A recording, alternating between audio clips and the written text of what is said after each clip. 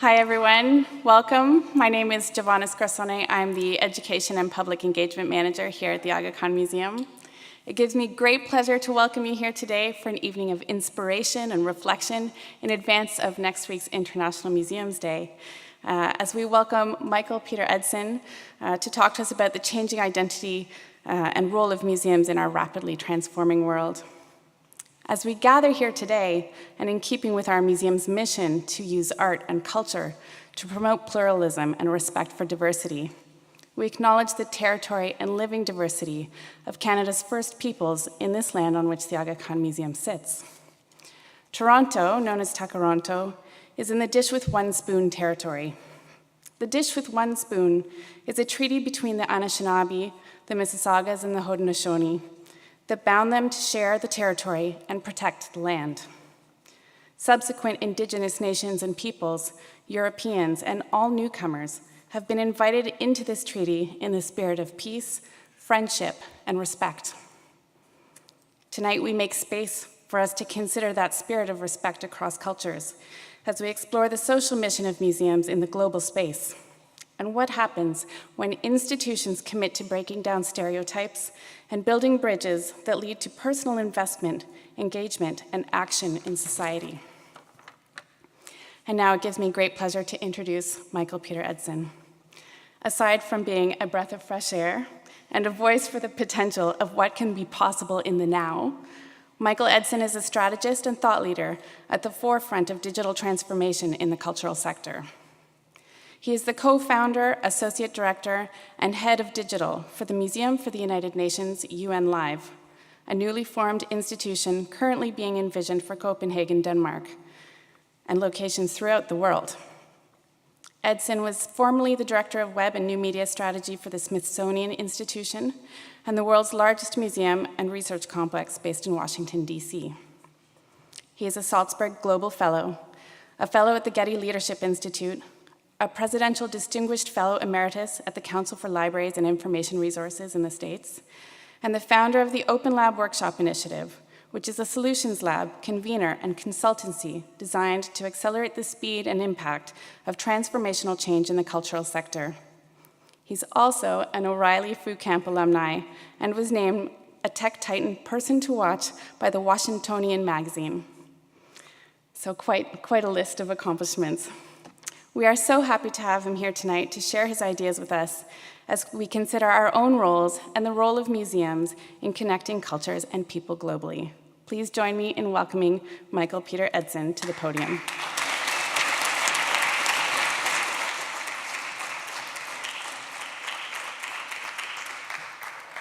Thank you for that really warm welcome, Giovanna, and everyone on staff. It's a real honor to be here. I've been really looking forward to this. And thank you all for coming on what I understand is a really tough commuter day.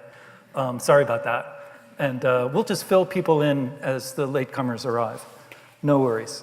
So my plan is I'm going to talk. We're going to play, because that's what we do. We're going to talk some more, and then hopefully we'll have time for questions. And I hope you have many questions. I certainly do. Much as I stand here and wave my arms around, every time we answer a question, 10 more stand up. So here we go. I'd like to tell 3 museum stories to limber up a little bit and set the stage. The first one, I started working at the Smithsonian 28 years ago as a starving artist. My first job there was cleaning plexiglass cases for exhibitions, $10 a case. It was like a fantastic job, the best job I thought I would ever have, and I miss it many times. It's a lot harder than you think. I graduated from that to doing exhibit preparation and exhibit lighting design to prepare for a renovation of a Freer Gallery of Art. And I was on a ladder one day focusing lights for a new exhibition we were opening called Ancient Japan. And the guest curator, or one of the guest curators, came through the gallery as I was focusing lights to train docents and educators. And she stood in front of a little wall panel that hardly anyone had noticed. It was maybe 100 words of text and a little tiny map that showed the peopling of the Japanese archipelago 20,000 years ago. And she stood there for 30, 40 minutes and gave this spellbinding lecture, presentation, emotation about the map. And then she and the docents picked up and went to the other room, and all of that vitality, the life, the knowledge, the connection, the charisma of that moment just evaporated into space, never to be reconstituted again. And a lot of us were doing other things in the 1990s when www. Came around. And I remembered that moment when I first started seeing computers and thought, wow, these things might be a way to begin capturing all of that stuff that all these people who work in our institutions know and care about, those conversations you have in the hallways that are so spellbinding, to capture those and share them with a broader audience and over longer periods of time. And I was chagrined when I was putting together the slides for this talk to see that there's almost nothing left of that exhibit. It was a multi-million-dollar exhibit. Tens of thousands of people came. I worked my fingers to the bone. I did not fall off a ladder, but I came close putting it together. And it's gone. There's a catalog with a trace on Amazon.com, but that's about it. Interesting. The next story is a nice story. In 2011, a Oregon State University ichthyologist, fish researcher, named Brian Sidlauskas was on a research trip in Guyana, and he and his team had collected 5,000 fish. Cool, including that guy. A very handsome little creature. But when they went to leave the country, they were told by Guyanan officials that they needed to catalog each fish down to the genus level in order to be allowed to take them out of the country. Like, what are you going to do? And Brian had the idea of taking pictures of all the fish and uploading them to his Facebook page and tagging all of the PhD ichthyologists that he knew and asking them to help catalog. And they cataloged 5,000 fish in less than a week. And it was one of the first times we had this sense that this new way we were connected could be used to accomplish things that were previously impossible. And this was the first time I really saw it happen in front of my eyes, and it was really pretty awesome. Oh, there's an article, proving it's true. The last story, this didn't happen to me, but I stumbled on this sitting at my desk at the Smithsonian trying to figure out what we were going to be after 9/11. How we could help Americans, help everyone in the world think better thoughts about complicated ideas and make better decisions. And I came upon this project that the Urban Institute of Chicago did in Oakland in the 1990s. They did a study of cultural participation in underprivileged communities in Oakland, California. And so they went into Oakland and they asked people, where do you get your culture? And people overwhelmingly said, we don't have that kind of stuff around here. And the researchers, to their great credit, went back to the shop and thought, how can we ask that question a different way? And they returned many months later to Oakland, and they asked instead, who are the creative people in your community? And they got an outpouring of, I can't even call it information, of stories, of names, of ideas, of passion, of reflection, of the creative people, the poets, rappers, musicians, artists, dancers, choreographers, writers, performers in their midst. And the problem wasn't that there was no culture in Oakland, California. It was that people in Oakland, California weren't associating their creative and cultural lives with the institutions that were formed to serve them. They didn't see a connection between those two things. From this, at this moment, reflecting on this talk and the story I'm going to tell you about how we're thinking about these things, thinking about what you're doing in your community, thinking about what you're doing in this institution in relation to the United Nations, global citizenship, climate change, challenges of the world. I pull three takeaways from these three stories. The first is that museums are an amazing, flexible platform for doing things. Most people don't think about museums in the abstract. But they know these places as places that have many kinds of possibilities in them. But museums need to seek new ways to share, leverage, scale their vitality and power. This is the ancient Japan thought. Much of that power and vitality, as with the fish, the ichthyologist, it will come from outside our institutions. Brian did his work through his network and through Facebook, not by looking through the institutional directory. And finally, the lives of individuals and the community and their communities, our communities, are far more interesting than we give them credit for when you look at what we do as institutions. So I'm going to try and keep those ideas in working memory as I unpack some thoughts. But first, we're going to play a game. Let's play. 2 best words in the English language next to it's free and every day. And this is a fine tradition. We're going to play a game called rock, paper, scissors, and hopefully enough of you know it. I was assured that Canadians and people here would know it. It's a fine tradition. This is not some juvenile game we're playing, even though there's nothing wrong with juvenile games. There are versions of this game dating back hundreds of years. One is called Fox Hunter Herdsman. Edo period paintings of this game. You can play rock, paper, scissors on Battle Royale, which is a role-playing game. These 2 outrageous fighting characters stopped in mid-battle and chose, instead of drawing weapons or hand grenades, to play rock, paper, scissors. It's pretty hilarious. You can play rock, paper, scissors on Minecraft, except they do paper bedrock shears. And people video these, and thousands of people watch the games. There's in the Philippines, a very popular game show that's like super battle prize money, rock, paper, scissors, jackpot and poi. It's really off the walls. And there's a wonderful little, if you're interested in robotics and artificial intelligence, I recommend this video of Jimmy Kimmel playing an artificial intelligence computer dressed up as a person in rock, paper, scissors. He's deeply, deeply spooked by this. Watch his body language in this video. He is really unnerved, and he keeps making very careful eye contact with her. There's something going on there. So we're going to play rock, paper, scissors, and here are your instructions. I want you, don't stand up yet, but everyone's going to stand the heck up. You're going to face some person, extra credit if you face someone you don't know and learn their name, but I'm not pushing you. Find a partner, rock, paper, scissors. In America, we go 1, 2, 3, shoot. Scissors, rock, paper. Find a friend if you don't know the rules. If you tie, keep going till someone wins. If you lose, sit down. If you win, stay standing up and find someone else who's won, and we're going to have a champion. Very important here.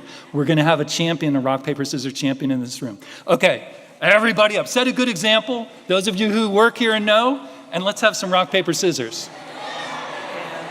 And rock, paper, scissors. Because you can crack it. You lost? There are more ties here than I've ever seen. It's very Canadian, right? No, you win. No, please, you win. This is like it. For the grand championship.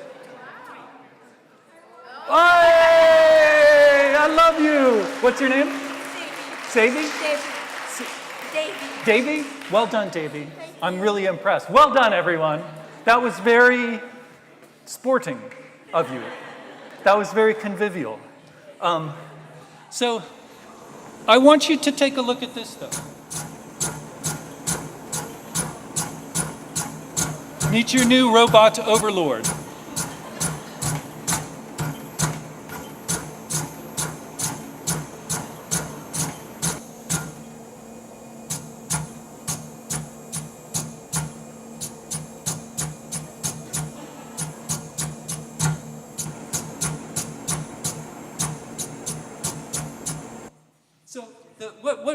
What on earth is going on here? So in this experiment, researchers at this university in Tokyo have created a sensor that in 1 millisecond, 1/1000th of a second, perceives what you're doing while you're in the middle of doing it and casts the winning vote every time. It works so much faster than our little barely evolved primate brains are prepared for. When I first saw this video, took 20 milliseconds. A year later, it went down to 2 or 3 milliseconds, a 10 times improvement. Now it's down to less than 1 millisecond. That will probably continue through mid-century, at which point it will be so fast you just can't even perceive it. And then the robots will start playing each other. And that will get very interesting indeed. So why, what's going on here? It's a commentary about this moment that we're living in. I think the world has fundamentally and constitutionally changed in 3 dimensions: scope, scale, and speed. Scope is what you can choose to work on. And you have choices now that simply were not imaginable 20 years ago. Scale is how big that work can be, how impactful, how many people it can engage and involve, and how deeply it can impact them. And speed is how quickly we can move. And I think the world has shifted in exactly these 3 dimensions, but most people haven't noticed. And even fewer have taken action, changed what they do, what they dream of doing, what they aspire to achieve because of what's possible now. Another thing that happened here is the neuropsychology of laughter, of play, indicates that when people need to perform cognitive tasks, collaborative tasks, creative tasks, they perform them dramatically better when they've played first, when they've laughed first. It seems that when you laugh, when you make humor, your brain parts of your brain are activated and connected together that in normal kind of cognitive circumstances, those areas fire separately or in isolation. So you're able to perceive the world differently once you've played, once you've laughed. Another thing that's happening here is Atul Gawande's wonderful, wonderful book, The Checklist Manifesto. He notes a project to improve the success of surgical procedures around the world. And the simple act of having members of a surgical team introduce themselves to each other before the operation has a dramatic effect, lowers the number of complications, and increases the success rate. They think there's something about the social activation of learning someone's name who's working with you. All they do is, "Hi, I'm Mike, I'm the anesthesiologist." That's all they do. But there's an activation that can happen in a group when you meet each other, when you face each other, when you look each other in the eyes and you play together. Also, I think in working on UN Live, which is about catalyzing action, work towards difficult human goals, I find myself noticing the body language of social situations a lot, and also the body language of intangible things like websites and exhibitions. What we want with UN Live, and what I think this institution wants, is people leaning in. I want people engaged. You've been to a business meeting or a school meeting or a family meeting, and you see that when you see that body language, that posture of leaning back, you know certain kinds of things won't be possible anymore. And I like doing this game, this play game, because it gets the motor going, gets the heart and lungs going, and you see people beginning to lean in to working together. And there are very clever things that we can do as designers, and I say we're all designers in one sense or another, designing our common life together. There are clever and thoughtful things we can do to increase that architecture of participation, to increase the body language, dial it up, as it were. To make group work more possible. Bill McKibben, in one of his wonderful books, EAARTH, I think Earth, he notes that people who shop at farmers markets have 10 times more social interactions in the course of shopping than people who shop at the supermarket. Parks are designed that way. Certain types of transactions can be designed that way. Museum visits can be designed that way, where I'm in Canada, so I can say tilt the ice. You can tilt the ice towards social interaction and conviviality. Frankly, I just like this photo. I don't have anything to say about it. And I also was thinking about the book Art and Fear. I forget the subtitle, but it's something like The Joys and Sorrows of Art Making. And in that book, the authors note this this story about a pottery class. And in this pottery class, the professor comes in the first day and says, can I walk away from that mic? Is that good? Yeah, super cool, thank you. Says, okay class, I'm going to divide the class in half. Everyone on this side of the class, I'm going to give you a grade on the last day of class for one pot that you submit to me, the perfect pot. Do what you want between now and then, but you will give me one pot. Everyone on this side of the class, I'm going to bring in my bathroom scale on the last day of class, and I'm going to weigh all of the pots that you make this semester.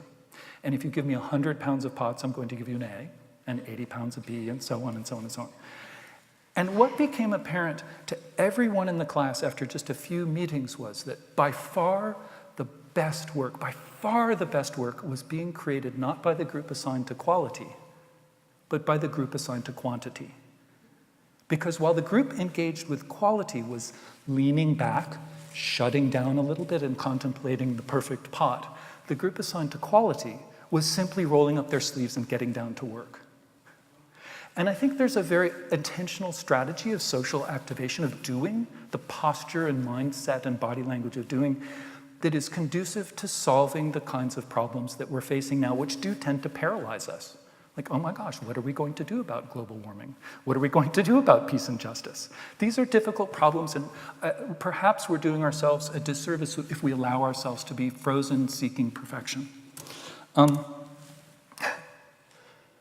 So, we're trying, me and my very small number of colleagues who are trying to bring this institution to life, or as a kind of a rule of thumb, certainly whenever I talk about UN Live or get a group of smart, engaged people together, we always try and listen.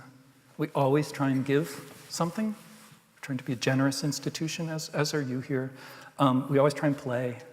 We always try and learn something. We always try and create together. Those are habits. Those are the habits of civilization, and you get good by practicing. And practice, certainly we must. These are the Sustainable Development Goals. I'll talk about them a little bit in a few moments. 17 global goals to be accomplished by 2030, 160-something specific, tangible, measurable targets. No poverty, no hunger, gender equality. Sometimes people who haven't seen these before laugh. You just can't help but laugh. There's such intense and amazing and epic clear needs, your mind almost can't wrap itself around them. But these represent really a global consensus about work that ought to be done. All of the UN member states have bought into and supported this mosaic of human aspirations and are dedicated to making real progress, if not conquering some of these, all of these objectives. But one of our ideas, our hypothesis as a museum, as a project, as a new institution, is that these goals were constructed in by the consensus, a political consensus, a government consensus, in the language of, somewhat of a technocratic language, a language of elites, if you will. And it's very difficult to understand them in the language that most of us use in our everyday lives.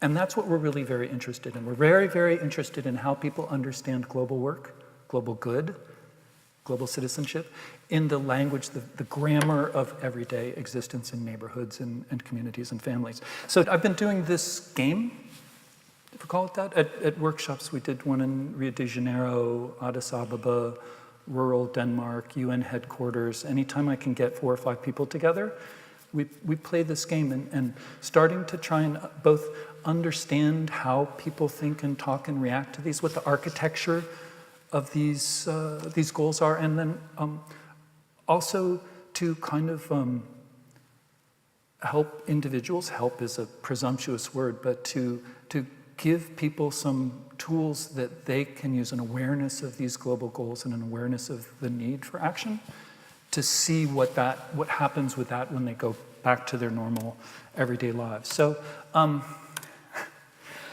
how did I get involved in this? I was sitting in my office at the Smithsonian one day. After cleaning plexiglass, I did some other things and eventually was as Giovanna said, the director of web and new media strategy for the institution. And I got an email one very difficult day everyone who works in an institution has days like I was having, and it said something like, "Dear Mr. Edson, would you please join us at the United Nations in 2 weeks to help us create the vision for this new institution, the goal of which is to connect people everywhere with the work and values of the UN and to catalyze global effort towards achieving its goals."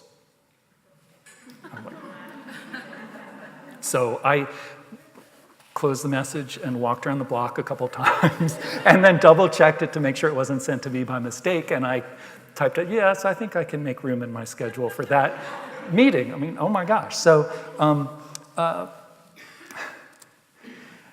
and then I went online to see what I could actually learn about the UN. Like most people, I was, and still to a large degree am, largely ignorant about what the UN is and does.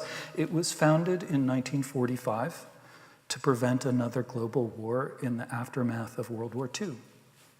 51 nations signed the original treaty, and at that time the population of Earth was only 2 billion people. State-of-the-art IT was the telegraph and shortwave radio, and delegates took steamships to attend the first meeting of the General Assembly in San Francisco. Today, 193 member states represent the world's 7 billion people. And the UN's portfolio now also includes peacekeeping, economic and social development, the environment, human rights, and humanitarian work. The Sustainable Development Goals articulate 17 global challenges and 169 specific targets that we should reach by 2030, if not sooner. Thank you very much.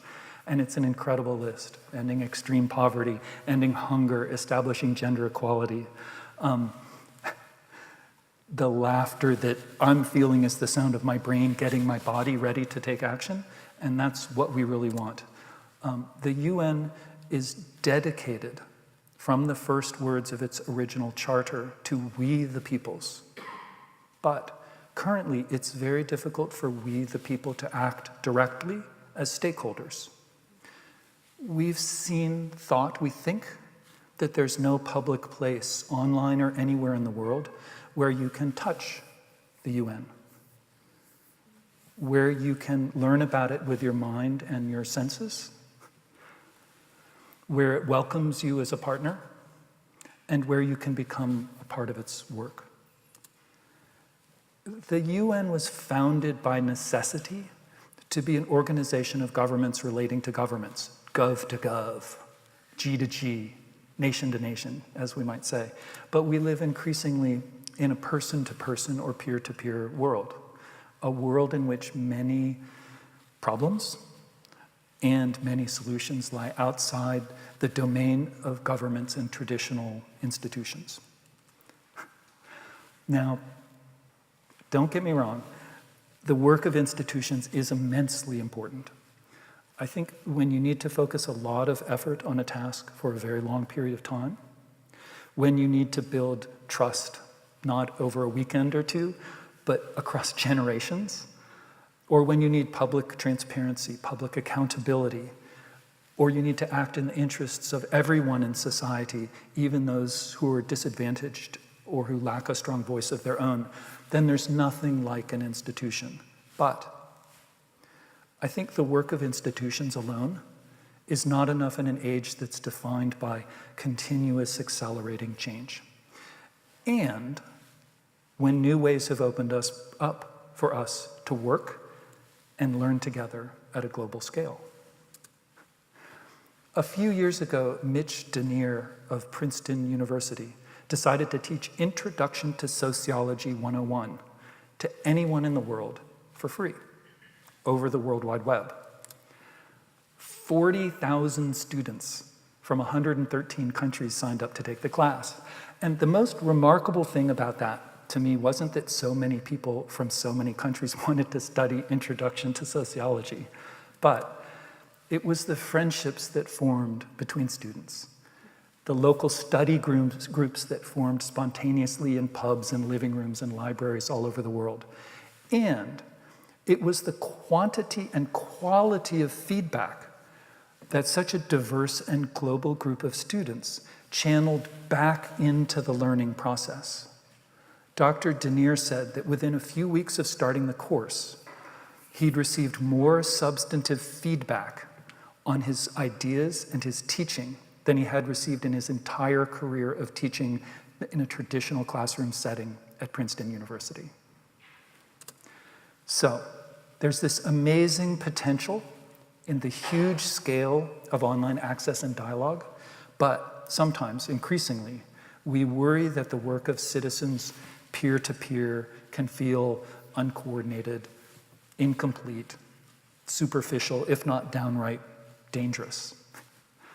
More about liking a cause on Facebook or consuming fake news than about solving a real problem. And I think this presents one of the defining challenges of our time. We have so much important work to do, and there's so much joy and fun to be had along the way. Can we get the strength and stamina of institutions and the scale and creativity of the crowd working together on things that matter to all of us? So I'd been thinking about these issues for a long time while working at the Smithsonian, which, as Giovanna said, is the world's largest museum and research complex. The Smithsonian has 6,000 employees, 137 million physical objects, and its mission is the increase and diffusion of knowledge.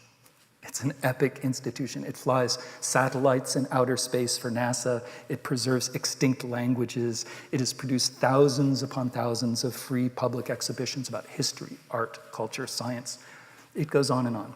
And yet, what my colleagues and I discovered as we opened the Smithsonian to the internet is that no matter how brilliant we were, how expert our researchers were, how much they knew, how hard they worked, how much money we spent as a team, our audience, our network, which includes 6-year-olds and Nobel laureates, almost always knew more and could do more than we could on our own. And at a certain point, this was just a matter of math. Today, there are over 4 billion people connected to the same internet that you and I use every day. And even the largest, most brilliant institutions can't match the creativity and energy of their audience when that audience is part of a network that connects half the people on Earth. So, enter UN Live. This is a segue here. Blue slide, visual cue, changing a little bit of tone. What is the Museum for the United Nations, UN Live? We have the mission that we forge to force ourselves to make important decisions. That mission is to connect people everywhere. It starts with a verb, a strong verb, connect. Who are we connecting? People.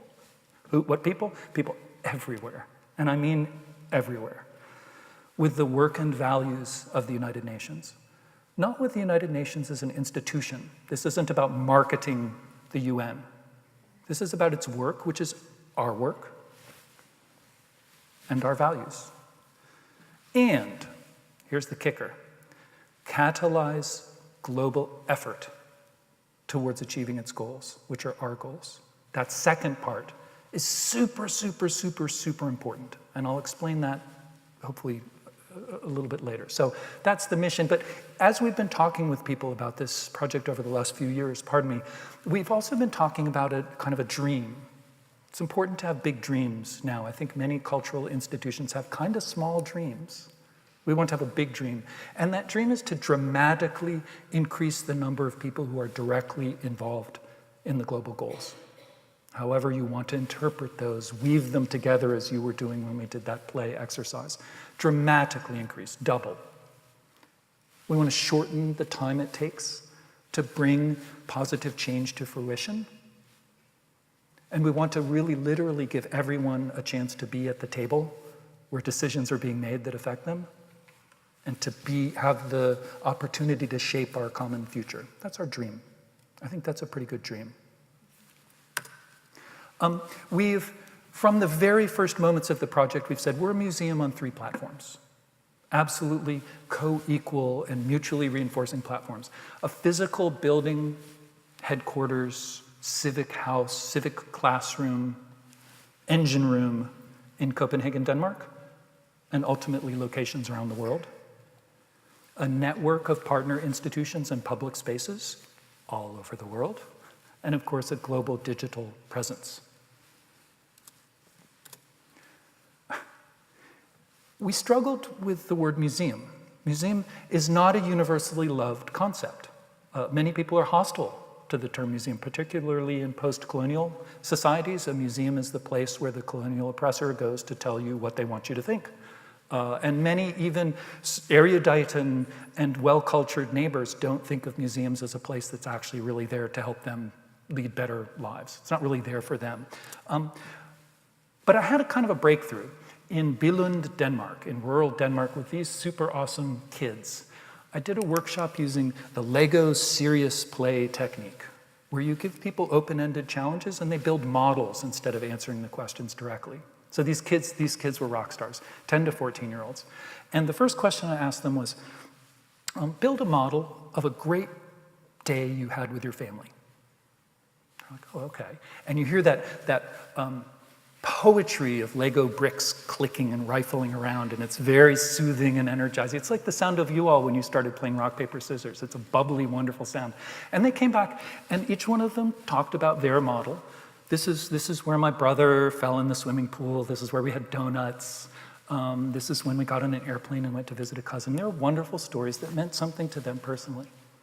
And then the next question I asked them was, this cool day you had with your family was actually to a place, you went to a place that's about making the world a better place. Oh, okay. They struggled a little bit. I'll get back to that in a second. But they built. They imagined places where there was a time machine that jumped you forward in time to see the results of different decisions you made in your daily. It was just awesome. And that's so not a problem for a kid. Like, what's that green brick? Oh, that's the time machine. All right. That's solid. What does it do? Well, it jumps you. Like, wow, of course. And then the last challenge was, it's now 2025. And this place is the Museum for the United Nations UN Live. And you work there. You run the place. You're like Giovanna. And your family's coming to visit you for the first time. You're going to take them on a tour. Show them how great the place is. Build a model of the tour. I'm like, oh, okay. And there were great tours. Everyone had a time machine in the second round, and there were donuts. The kids made me promise there would be donuts in the finished museum. And so you can see we tried to back into the idea of what a museum was and what this museum could be. But it nagged me what happened when I said the word museum. I felt like they sort of shuddered a little bit, and like a dark cloud came into the room. They were meeting someone else's expectations. It was no longer about them. It was about a grown-up thing. And I tried running the workshop again, avoiding using the word museum, and they were just baffled. The kids were they were like, it's a place? What kind of place? And what I realized was they needed they needed some framing device. Museum told them something about what they could expect to experience, the kinds of sensations, how they would be asked to participate, what the kinds of rules would be. But as we talked to the kids afterwards, I said after the workshop, I said, what do you guys think about museums? And they're like, oh, no, really. As a group, they told me they hated museums. And I asked them about libraries, because I'm super interested in libraries. And they literally went, shh. Like, I kid you not. They didn't like libraries. I said, well, tell me about places that you love. Sort of the version of asking you all to talk about the Sustainable Development Group goals in terms of things that you love and connect to. And they immediately started, as I remember it, they immediately started talking about this awesome place that they go after school every day. Oh yeah, we go there every day after school, pardon me. And what do you do there? Well, we play video games, we do homework, we listen to music, we hang out. That sounds like a great place. And their teacher, what's it called? They had no idea what it was called. And I asked their teacher, or grown-up, afterwards what it was. It was their local library. But to them, it wasn't the local library. It was just that place. And what I realized in the process of this workshop with these super awesome, normal kids was that some kind of framing device was important. Even for people who don't like museums, they need to have some expectation about what they're going to see and do. But ultimately, they'll form their opinion of my museum or your museum or someone else's museum based on the experiences that they have there and what their friends and family and loved ones tell them, not on the label museum. So this was a really important insight for us. Museum is a framing device. Global, bottom up, and eye level. Eye level is a term I got from the Danish tax service. The Danish tax service ran one of the first coolest government Twitter sites I ever heard about, and they said, our job is to be an authority at eye level with citizens. I thought that was super interesting.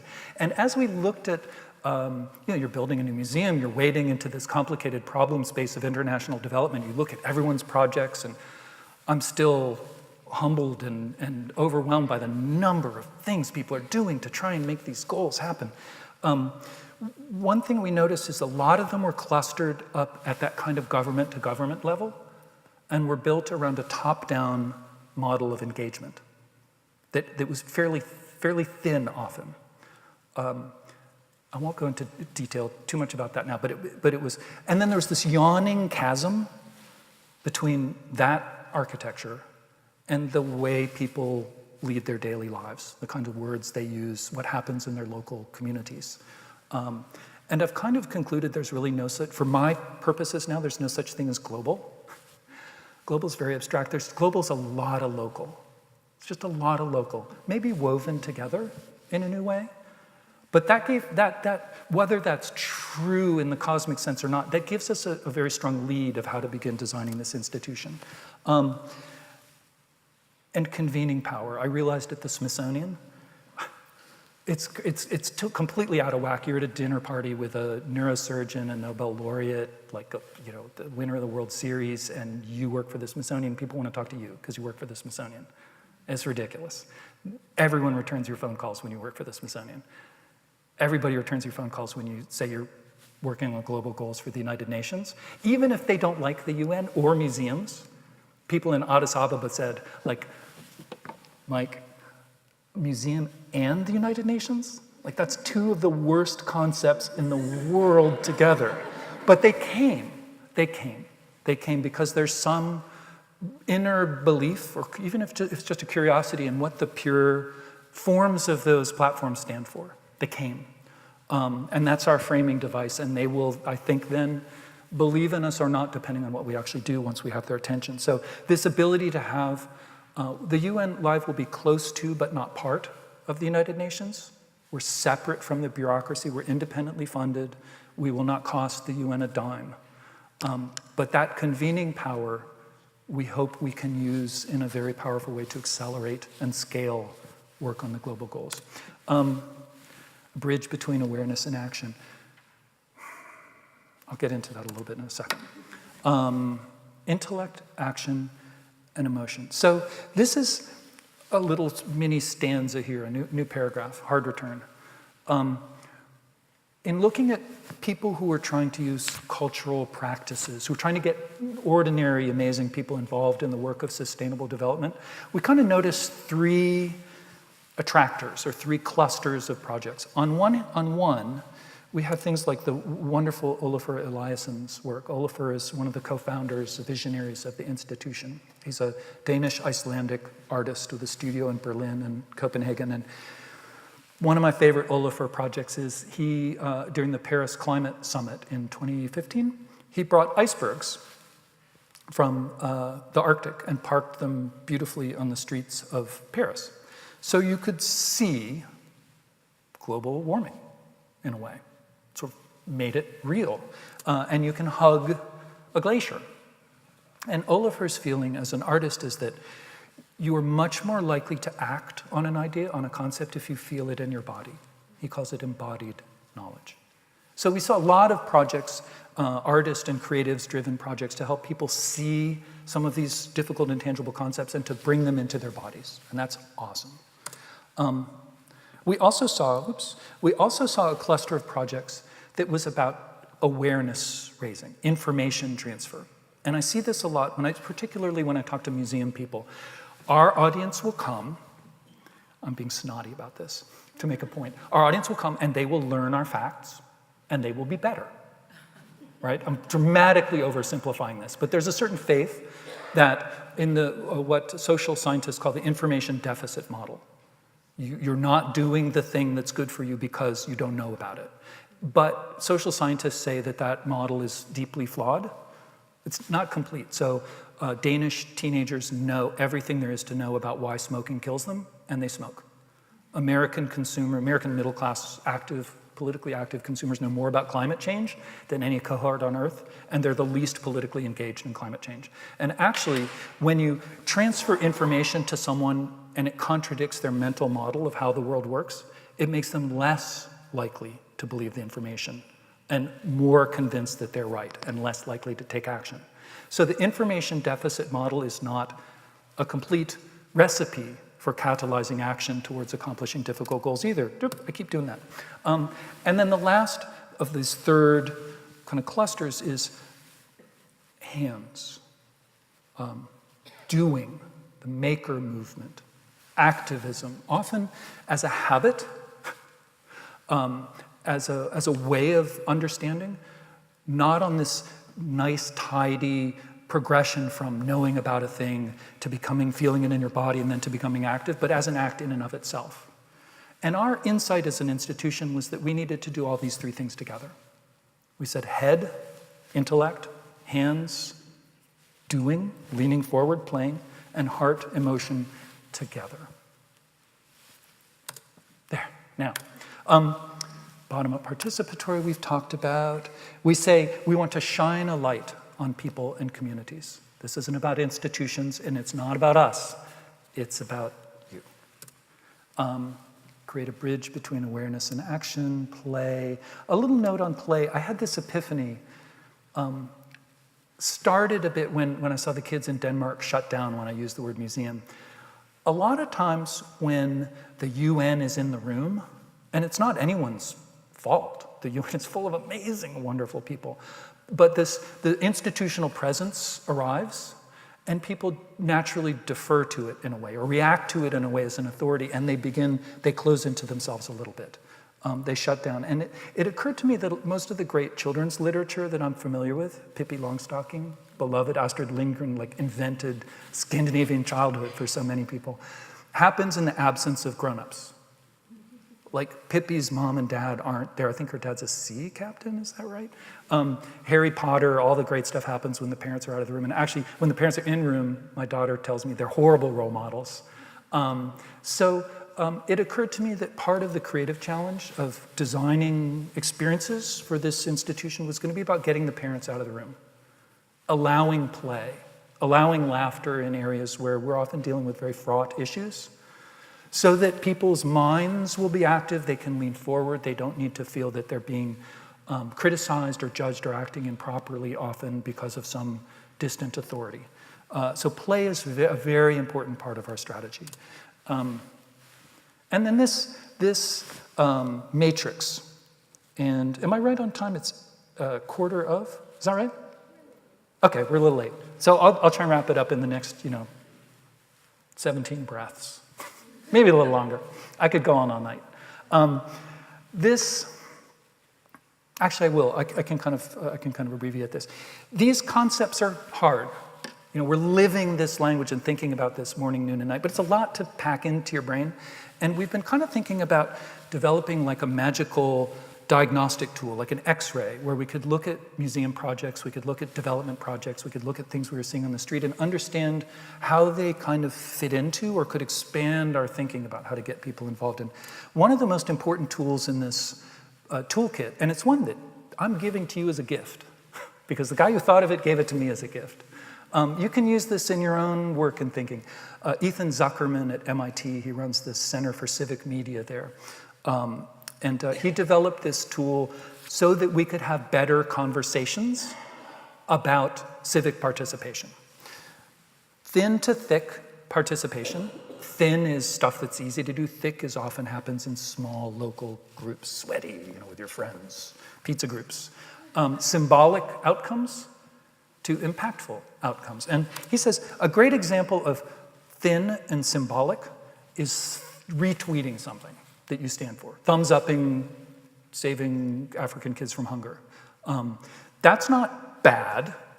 But it's symbolic. It's meant to be symbolic. And it gets to crazy huge scale, which is really interesting. If you can get 100 million people thumbs upping a cause, something's different in the world. And so we like that. So I'm going to show that up in that upper left quadrant. Thin and impactful, Ethan uses the example voting. It's interesting. Voting is designed, ideally, to be thin, easy to do, right? It's supposed to be. But it can be impactful. And I think it can be impactful because it has infrastructure underneath it. Laws, cities, governments, armies, hospitals, roads, these sorts of things. It has infrastructure. Thick but symbolic, he says, is the Occupy movement. It's very thick. Those people spent a lot of time together. Very close groups, local, face-to-face. As you were turned to each other, they are turned to each other. But it didn't have specific policy goals or civic outcomes in mind. And he says, thick and impactful. He uses the example of what happened after Hurricane Sandy in the west coast of the US. The most effective on-the-ground relief group was the Occupy movement. They turned into Occupy Sandy. They had each other on speed dial. They knew how to work. They knew the neighborhoods. They knew what they would do. I just learned as I was researching this talk that they researched what would be the most effective way to gather aid, donations. So they created a wedding registry on Amazon.com for things that disaster victims needed. And through that, they channeled over $700,000 of direct aid through Amazon.com packages, the wedding. I wonder who ordered 7,000 bags of cat food for their wedding. But that's what they used. They used an existing platform and hacked it quite elegantly. So here we have this matrix. And I think the big trick for us, what we're really about, we're recognizing the value of thin. All of this is engagement and impact of some kind. But we're trying to tilt the ice a little bit, step by step, piece by piece over time, towards impactful. Trying to drag it over. And that's about the architecture of participation and networks over long periods of time. You know what? I'm not even going to explain this slide. I'm going to skip over this slide. But you get the idea of a kind of a dashboard, the different attributes that a project, you can use this in your projects. I look at an online video about teaching people how to become active citizens. How could we turn up the playfulness of that a little bit? How could we slide the passive slider over more towards active? How could you take a project like Model UN, which regularly involves 500,000, 700,000 kids a year, and make it more impactful, make it thicker, more playful? These are exactly the design challenges we're talking about now. So we've got a liftoff planned, and now I'm really in the home stretch. We have a liftoff planned. We'll probably open a physical building in Copenhagen in 2023. And I hope that when we cut the ribbon for that, the mayors of the next two cities to grow their own UN lives will be there too, like the Olympics closing ceremonies. But we can't wait. It's a super wonderful part of this project is these are real problems. The Sustainable Development Goals, the work of the UN affects people every day, and you can't just kind of build a building and hope it works out. You got to start doing now. So we will lift off in 2018 with two themes as our focus. People on the move, which is the term of art for refugees, migrants, and displaced persons, and climate change. We feel that those are both super pressing issues, obviously, that have a lot of civic attention. And through those two themes, we can talk about almost any of the Sustainable Development Goals, if not all of them together. So that's our thematic focus. On 3 platforms, we're going to launch through a global competition, a new YouTube network with 9 video bloggers from around the world, 3 to focus on climate change, 3 to focus on people on the move, and 3 wild cards, one of which may deal with humor and play, one of which may be about data literacy and non-fake news, and one of which may be modeled on this PBS digital show, The Art Assignment, in which an art historian, in this model, an art historian every episode takes on a big topic from modern and contemporary art. She meets you at eye level and chats with you about it. She goes into the studio and talks with the real human beings who do that work. It's not some mysterious museum concept. It's a real person who dresses up like a gorilla and makes feminist art. And then every episode ends with an assignment that they give to you, the viewer. Do these 5 things, take the picture, upload it to the internet and tag it, and we'll talk about it next time. It's breaking down this lean back attitude towards big challenges, making this work seem approachable and accessible, and beginning that habit of participation. We think it's an interesting model. But the YouTube network gives us a lot of scale, but not a lot of touch, potentially. We know we need to be down in local communities. So we're going to do 5 global local festivals over 2 years, where we go into a local community working with a partner to help them do the awesome things that they do. Maybe we'll go into Rio. We'll meet with people for a week. We'll do a cool event Friday night for young innovators. Saturday and Sunday is festival programming. I'm very inspired by South Bank Centre in London. They created the Women of the World Festival. You come in on a weekend. Saturday and Sunday starts with family events, hula hoops, strollers, learning, very participatory. In the middle of the day, it's food trucks and teach-ins, author talks and workshops in the afternoon, and formal ticketed events in the evening. A signature event Saturday night that's like a highly produced TED-style event where we combine local superstars and unknowns with global change makers and people from the United Nations. And of course, all of this is R&D. We're trying to shine a light on local change makers to find out how they work and think and what they need from us. It's also content. Everything's blogged, vlogged, videoed, webcast, to show the body language to everyone, particularly the next city, of what it looks like to be a part of this network and how we can help people be awesome. And then the last piece of this architecture is a game. We know we need a pretext to involve people in playful learning, so we've come up with a global climate change science fiction mystery game. Okay? Stay with me for a minute. So imagine 1,000 schools around the world one day receive a mysterious email message, partially encrypted, from outer space, that seems to indicate an alien technology has been turned on that accelerates climate change to 1,000 times its current speed. And you have to decrypt the message and solve the puzzle, or we all are gonna cook. And we've trained the teachers, of course, and they go, I don't know what this message is. I don't know, you guys figure it out. You're the smart ones. And your local school in Toronto, they decrypt their message a little, but it seems to be in Portuguese. And the kids in Rio get one, but it's, oh my gosh, it's in Hindu. And the kids in India get one, and it's in Mandarin Chinese. And of course, they will find each other. And through the course of a year, through local missions, escape rooms, scavenger hunts, many of the kinds of puzzles and games that you've seen in the public sphere, they begin building the habits of playful learning and of collaboration. One particular assignment that we're talking about doing is you show up one morning at your school or your civic space. This is the Getty Institute in Madrid, and someone has mysteriously chalked a line around the building. It's where sea level will be by the end of the day, by 5 p.m. And we've hired actors to come in. Oh my gosh, we're already wet. The water's coming. You must put together an evacuation plan. Well, lo and behold, the person in your city who does disaster planning is there to teach you how to do it. And there's the hydrologist from the local university who knows exactly what's happening. And interestingly, there's a missing clue that's only known by a retired woman in the neighboring retirement community, 80-year-old, who lived through the last bad flood in your town. And halfway through, when you think you got it under control, actors come in soaking wet and say, the water's coming in 10 minutes. You must act. And of course, once you solve the puzzle in your neighborhood, you don't get to unlock the clue until 100 other cities around the world do the same thing.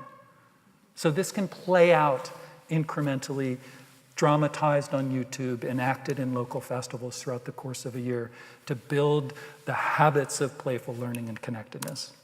So, last story. This story. We did some wonderful workshops in Rio with the Museum of Tomorrow, a magnificent institution there that's very close to the community. And the workshop involved people from the local favela, from civil society, social workers, entrepreneurs. It was kind of amazing. We played the game that you all played with the Sustainable Development Goals. And at one point we were talking about what it would take to have UN Live succeed. It kind of came to that moment in the meeting. These are all great goals. How are you going to really make it work? And there was a thoughtful silence. And this somewhat older gentleman raised his hand and leaned forward and said, in my experience, nothing good ever happened in the world without love. It was a super, I'm going to start choking up a little bit just thinking about it. It was a super intense moment. And we've really tried, you don't read about that in most institutional strategies. You don't really see that in a lot of strategic plans, but we've really tried to intentionally put that in the foreground.